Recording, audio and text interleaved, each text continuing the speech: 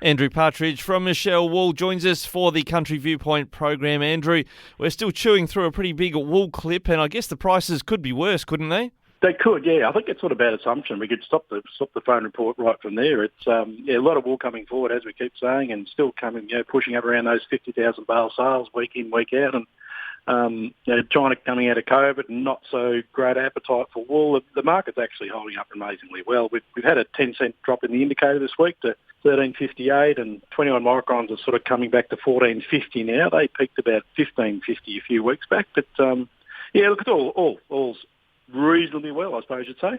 But in such a large offering, is there a bit of a premium there for those who are going in with the premium wool?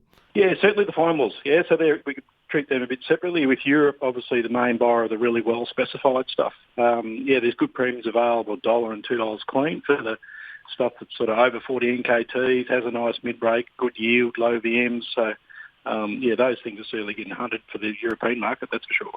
And we talked last week, I think, about the just the labour shortage when it came to those that were checking the wool or that sort of thing. Are we still seeing some poorer quality wool coming through, maybe in the lower grades? Yeah, bang on. Yeah, so if we single brand, particularly crossbreds, they're on the mat as far as price goes. 28 micron indicators at 260, and I think the 32 microns, although not quoted there at AWIX, is about 250 clean. You're not getting much around sort of dollar greasy, $2 greasy for that stuff, and they're only cutting probably, $10, $15 per head.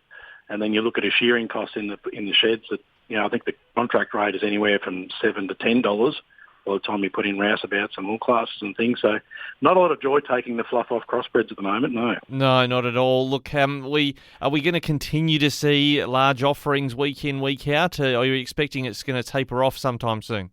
In our business ourselves, the wool's flooding, not flooding, I suppose, but certainly busy. A lot of coring going on, a lot of trucks arriving, testing wool. So, there's a bit of a influx of wool, particularly at the moment, across our business. So I imagine it's only the same. And we sort of go into that latter part of autumn, the offerings sort of tend to sort of drop off a little bit, but I think it's going to straight line through. I think we're going to hang around these 50,000 bale sales for a few more weeks and maybe what others would like, and it's putting a bit of pressure on the dumps. It's putting a bit of pressure on wool exporters' credit limits. So, look, I say, all in all, we're going okay, but it's not a headwind, I suppose. It's just a bit of constipation still.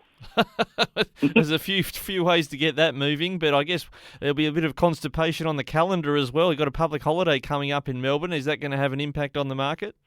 It did in actually stopping a bit of wool. We had a maximum lot quantity put on us for next week, so they had a limit of how many lots you can sell in any one day. So we've 2-day sale, obviously, because we can't sell over 3 days because we've got the Monday off. So we've still managed to squeeze in 50,000 bales nationally in a 2-day selling week. So big sale days next week for just the 2-day sale. All right, I'm just ordering in a pallet of prune juice for the wool exchange.